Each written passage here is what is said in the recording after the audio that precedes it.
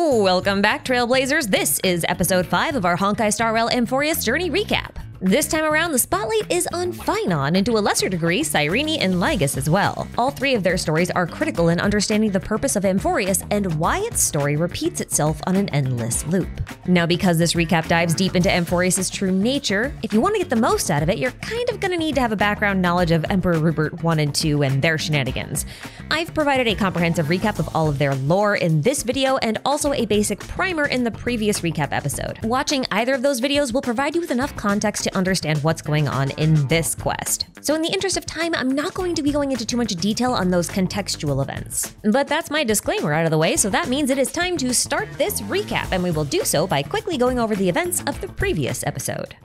Previously on Amphoreus, a group of assassins known as the Cleaners cornered several Chrysos heirs and their allies all across Amphoreus all at once, attempting to distract them from their main operation in Akama. Elder Kindness, a cleaner herself, was threatening Aglaia, who conceded defeat and relinquished her own life in the process, but not before ensuring her nymphs carried out her last wishes. She asked Cypher to protect Kephalie's core flame and Cartonis to imbue a bracelet she received from a child with the remains of her soul, which would then be entrusted to Phainon. Phainon assumed Aglaia's leadership position and accompanied Hyacinth, Danhung, and the Trailblazer to the fortress in the sky so Hyacinth could retrieve Aquila's core flame. There, they learned the truth behind the legend of Celiosi, a hero from the Skyfolk who proved it was possible to rise up against the Titans. Lygus later confirms that Celiosi was the reason why the flame chase journey became a thing, and we didn't really learn that until the current chapter. Celiosi's companions, Solibus and Lunibus, chased Aquila out of their hiding place in the Celestial Mural, only for Aquila to challenge the Chrysos heirs to an incredibly epic battle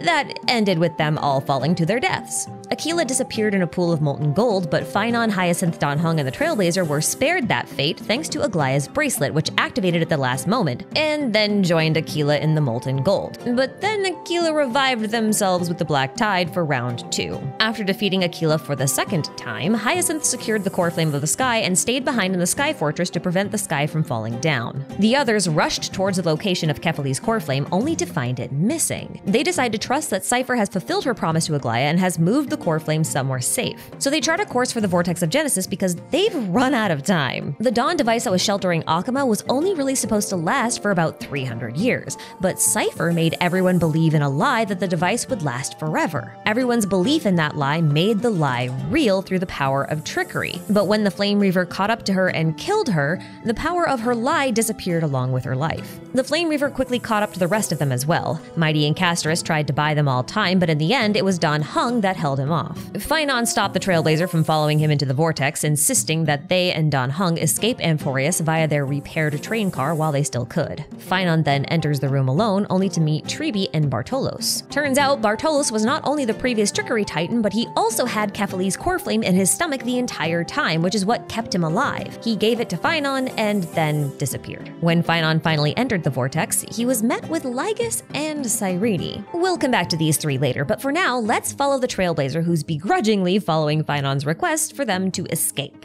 So the Trailblazer rushes to pick up Danhung, expecting a very difficult fight from the Flame Reaver in order to secure their escape route, but oddly enough, the Flame Reaver is frozen in place. Neither of them really understand what's happening until they meet a projection of Screwllum outside the bathhouse. Screwllum explains that he was responsible for freezing the Flame Reaver in place. He then tells them that Amphoreus was a simulated world made of data and memoria that was controlled by a giant planet-sized supercomputer known as a scepter. These supercomputers were so powerful and so dangerous that they were capable of wiping out entire galaxies on their own. To prevent them from being misused, the IPC decommissioned or destroyed every scepter they could find. But a few of them, like the one powering Amphoreus, escaped their notice. Screwllum had conveniently encountered an undiscovered scepter once before, and he made it a subject of study, and that is how he knew how to freeze the Flame Reaver in time. His studies into the scepter also resulted in the development of the chronocognitive anchor. Its purpose is to stabilize its carrier's body while inside digital spaces like the ones created by the scepters. This way, the carrier cannot be lost in the flow of data and can still be located from the outside. The problem is, Screwllum only has one of these. It's with this in mind that Screwllum makes a request. He and Herta would like either Danhung or the Trailblazer to remain on Amphoreus to watch the simulated world reset from the inside,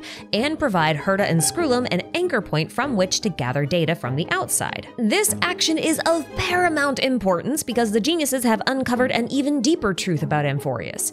It's not just a prison for a Lord Ravager, as we learned. It's a cradle. The Lord Ravager the rest of the universe identifies as Iron Tomb has actually been incubating in this simulated world for ages, carefully being cultivated by Lygus. Any and all sightings of Iron Tomb in the outside universe have been mere test runs so that Lygus can collect more data for it. And after all this time and careful cultivation, Iron Tomb has become an incredibly devastating force of destruction and cannot be allowed to roam the universe freely. They have to find a way to either deactivate or destroy this Ravager, and for that reason, they need someone to stay on the inside and get more information. He assures them that the chronocognitive anchor will make sure that they are not disassembled or contaminated by the flow of data in the process. So Dan Heng reluctantly returns to the Astral Express while the Trailblazer stays behind with Mem to go find Phainon. And obviously they take the chronocognitive anchor with them. Oh, and around this time, Screwllum also mentioned that Lygus is behind everything and that March is also here somewhere, so that's just more reasons to stick around. Once inside the vortex, the Trailblazer immediately accuses Lygus of knowing way more than he lets on, supporting Phainon's suspicions and provoking Lygus into sharing more information than expected. Regardless of the revelation, though,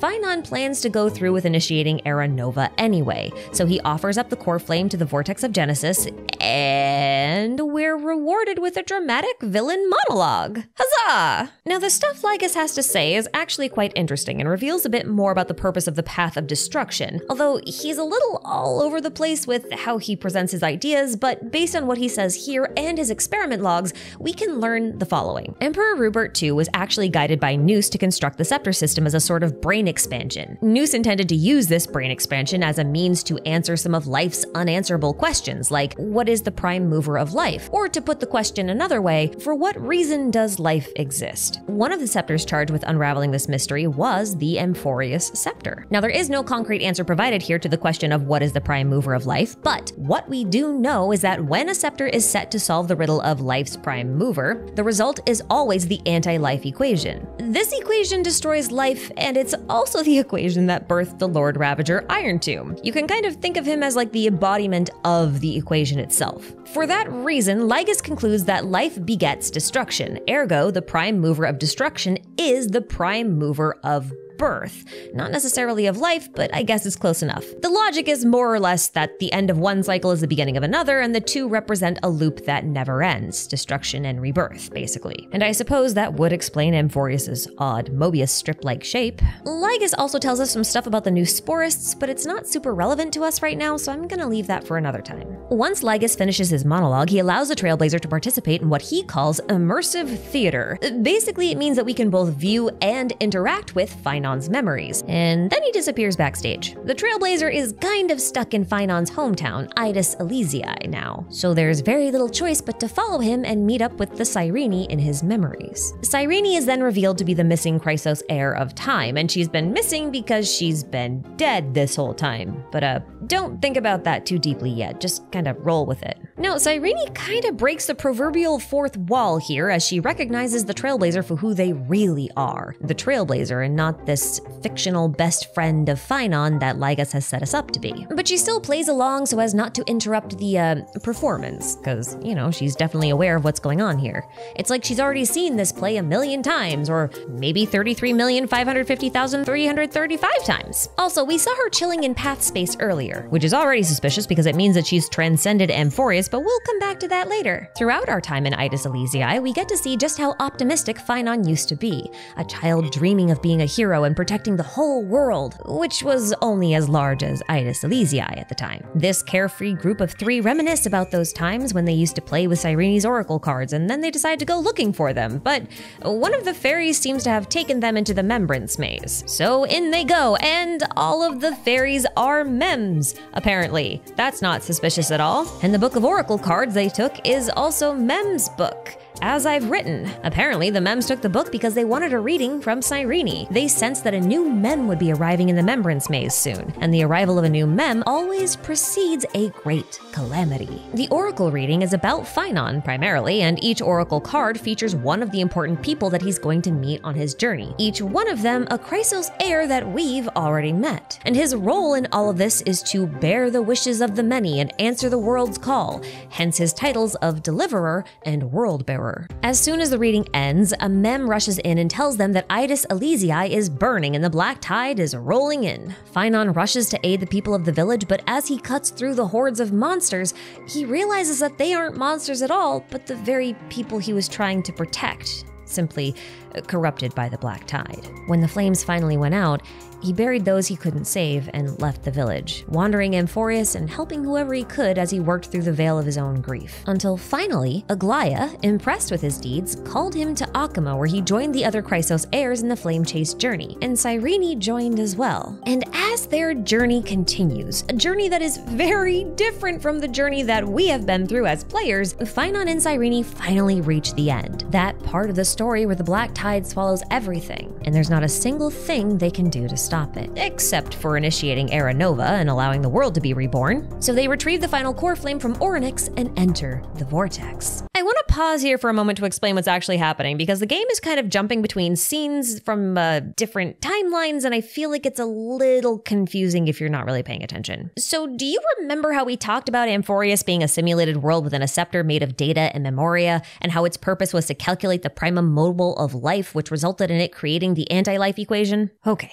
Lygus wanted to refine the anti-life equation, but since it was the answer to life's primum mobile, he needed to study life itself. So he designed an extrapolation experiment, a deep learning tool wherein the data simulation of life would be created and he would observe its growth trajectory until that life was extinguished, because the destruction of life is inevitable. He would then take the data from that cycle, feed it into the next one, and run the cycle again, observing any changes that may occur. His experimental model would be based on 12 core variables, also known as core factors, as simplified models of life's primum mobile. These would eventually become the authorities of the 12 Titans of Amphoreus. And yes, we finally got confirmation that these 12 factors are indeed linked one-to-one with 12 of the paths. For example, trickery is confirmed to be the path of elation, reason is confirmed to be erudition, and time is confirmed to be remembrance. Lygus started off with inorganic life the size of organic cells, watching as they evolved over time into more complex mechanical structures. By the 9,910th cycle, the structure gained some level of sentience but would always terminate itself at a certain stage of cognitive development. He continued the inorganic simulations for 50,122 cycles before switching to phase 2 of his experiment, which used organic life as a base model instead. Reason being that towards the end of phase 1, the inorganic life forms began exhibiting traits of organic life forms, which rapidly sped up its evolutionary progress. So by swapping over to organic life exclusively, that evolutionary progression should continue to accelerate exponentially. Also worth noting, that same cycle, 50,122, a life form codenamed Chaos 666 caught a glance from Nanook. Remember this. Now, it took until the 90,123rd cycle for these organic life forms to start developing civilization. By cycle 176,200, life in the simulation naturally gravitated towards hominids, so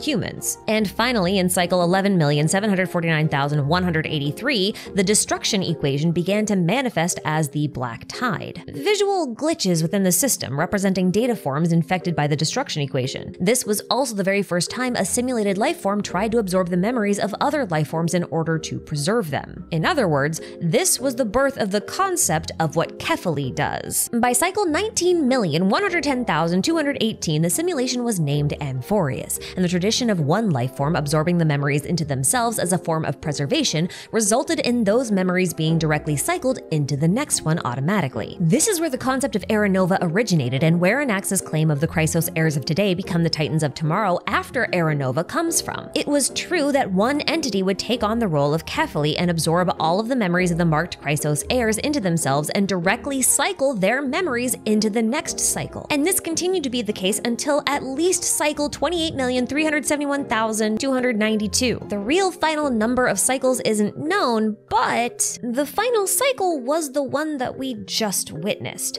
the one with Phainon and Cyrene witnessing the end of the world together. At the end of that final cycle, Cyrene and Phainon noticed something very off about the sky. To them, it looked like a shattered screen. And that's when they realized that the voices of the Titans had been coming from the Black Tide the entire time. They became aware that they were just characters performing the same show on a stage over and over and over again for the audience's enjoyment, and Lygus just so happens to be the audience and the director. When confronted about this, Lygus admits to everything and urges them to complete the final cycle and finally allow Phainon to become Iron Tomb so he can fulfill his destiny and destroy Noose, the erudition. Because in case you didn't know, Nanook's Lord Ravagers are forces of destruction custom tailored for each eon's demise. So as a cosmic virus capable of wiping out all life, Iron Tomb was designed to destroy Noose specifically, because, you know, a virus would easily destroy a cosmic supercomputer. But Cyrene reasons that if Noose and Nanook can both cast their glances at Amphoreus,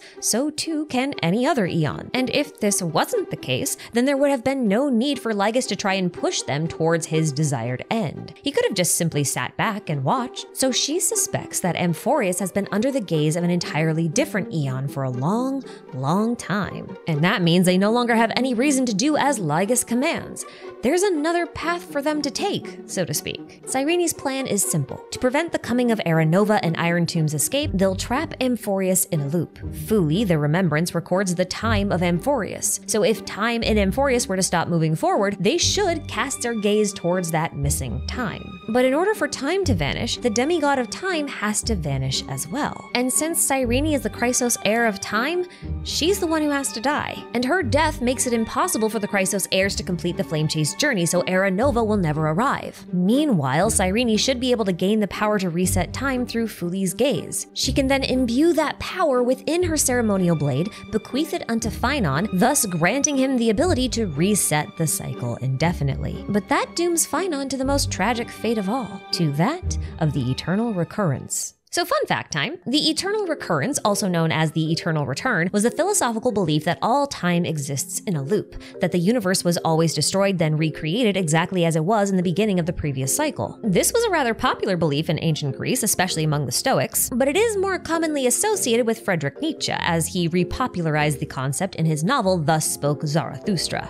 Hoyoverse loves this book and the concepts it presents, so it comes up a lot throughout their games. Probably because at its core, it's not so much a discussion on the model of time, but a debate between the concept of fate and free will. See, if the universe is truly trapped within an eternal return, then everything that will happen is fated to happen because it has already happened in the previous cycle, and therefore it will happen again in this cycle. Ergo, there's no such thing as free will because everything's already determined. I'm obviously oversimplifying this concept, but I think it's important that you at least understand the basic idea. Now, Phainon and Cyrene don't expect the eternal recurrence to be necessary forever. They believe that one day someone will come and break the cycle and rewrite the ending of Amphoreus in such a way as to completely avert the fate that Lygus has constructed for them. They need only hold out until such a person arrives. So they do exactly that. Using the power of the ceremonial blade, Phainon resets the current loop, marking the very first cycle of the Eternal Recurrence. He hopes that he can just explain the situation to each Chrysos heir, collect the core flames peacefully, and then just wait for the promised day, before once again using the blade to reset the cycle. This is when he's faced with a ghostly golden figure, his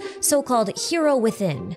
It's a manifestation of the person he always wanted to be, but simply isn't, because that hero is a real person, not a construct of numbers and memoria. So he leaves this pure, ideal form in Idis Elysiae. That way, he won't waver as he walks towards his own fate of destruction. Now here's the tricky thing. Having reset time by resetting the cycle, Phainon appeared in the world outside of Idis Elysiae long before the Phainon of this cycle was supposed to be born. So there are technically two Phainons present in each cycle now. One of them is actually Phainon, the one who knows nothing that is born within the cycle, and the other bears Phainon's real name of Khaslana. Khaslana is the one that keeps going back in time, and as he keeps going back and resetting the cycles, he retains all of his memories. So Khaslana goes out, he slays all the Titans, he collects all the core flames, and then he just sits around and waits for Aranova. But once the Phainon of that cycle was properly born, Khaslana Khaslana had to explain what was actually going on to this future but also past version of himself, who did not like what he heard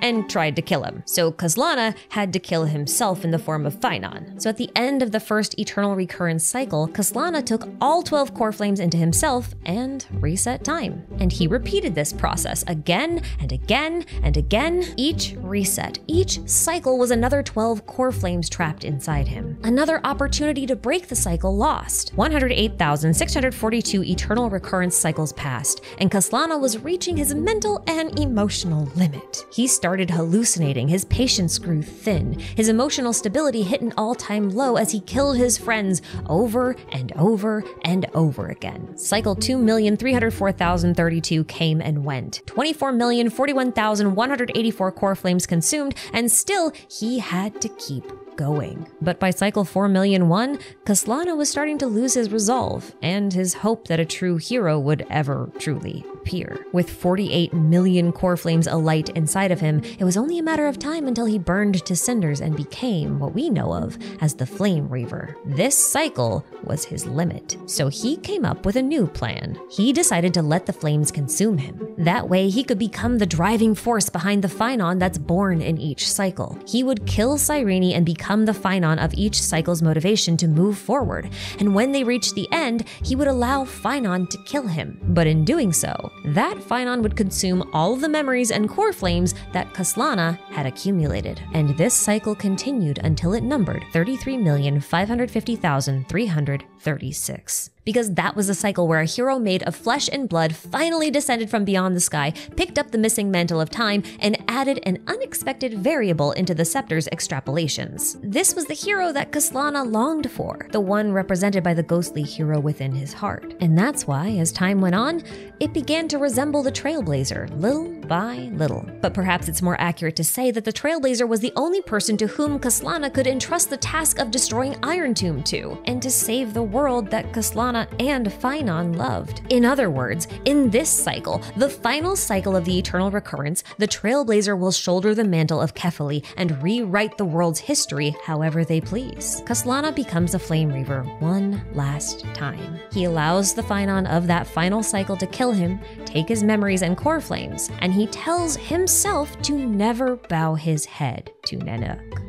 And that's how we enter the final cycle of the Eternal Recurrence. Cycle number 33,550,337. Oh, it ends in 3/7, March 7th. Interesting. Okay, a few fun facts to share here. So after Phainon merges with himself, he sends a Trailblazer back in time so the Trailblazer can take on the role of the Deliverer in Phainon's place. By going back in time, Mem is finally able to recover all of her memories and remembers her true identity as Cyrene. But that Mem becomes a part of the Trailblazer and promises that there will be a Cyrene of the future waiting for them at the beginning of time, which is where they're headed. Also, remember Chaos 666? The program that received Nanook's glance initially? Well, that was probably the precursor to Phainon, because Phainon's true name, Khaslana, means the one who bears chaos. So it's very likely that Phainon's lineage descends from Chaos 666. Interestingly, despite receiving a glance from destruction, all references to chaos in the quest are not destructive at all. Instead, they're references to the primordial chaos from which life is birthed.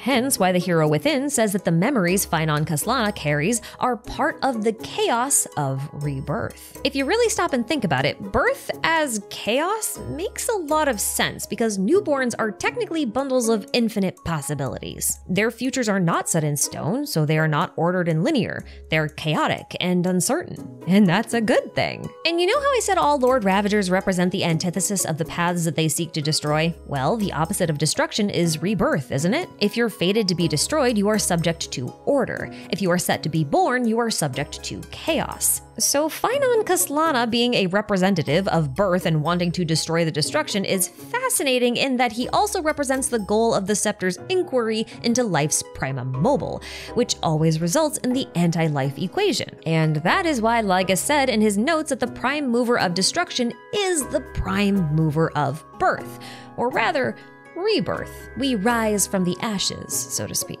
Also, one more fun fact before we wrap things up. A lot of people are conflating Phainon's name with Paimon, but actually, Phainon is the Greek name for the planet Saturn, and to the Romans, Saturnus was the equivalent of the Greek titan Cronus. Cronus is not only the titan of time, but he's best known for not wanting his successors to overthrow him, so he swallowed them whole as babies, right up until Zeus came along. When Zeus's turn came, Rhea gave him a stone swaddled in a baby blanket to swallow instead. Now this stone was also called Amphoreus, or rather the navel of the world, and in Chinese, Amphoreus is actually called Amphoreus. So if you think about it, Phainon swallowing the core flames is basically a reference to Cronus swallowing his children. But one of those so-called children is actually a decoy. Is that foreshadowing? I don't know, but I do love mythology. But okay, enough fun facts. There's still one scene I haven't talked about yet. Back at the beginning of this chapter, we actually got to see March, or at least a projection of March's consciousness. Somehow she ended up in path space. The Trailblazer tends to end up in path space whenever they switch paths or need to reach an eon, so it's a rather odd place for March to be. But it's even stranger that she's not even here alone, because apparently whenever Cyrene dies, she ends up in path space as well, and she just kind of chills here until time on Amphoreus resets itself and she gets sucked back in. At least I think that's how this works. She greets March rather cheerfully, commenting on how similar they both are with their pink hair and cheerful demeanors, but she gets quite serious when some memo keepers or memo snatchers show up and try luring March into Amphoreus. Cyrene warns her not to enter because she's never seen anyone return successfully, but March knows her friends are on the other side of that door, so she kind of has to go. So she bids farewell to Cyrene and walks through that door. So if we're lucky, we might be seeing March again real soon. And with that said, we can finally conclude this episode. This quest was easily my favorite of the Amphoreus chapter, so I hope to see you in episode 6, where we finally enter the next and final cycle of the Eternal Recurrence, number 33,550,337. Again, 37, March 7. That's when she's showing up. Is that a coincidence? I feel like it might not be. Anyway, take care of yourselves out there, and I'll see you all in the next one. Bye-bye.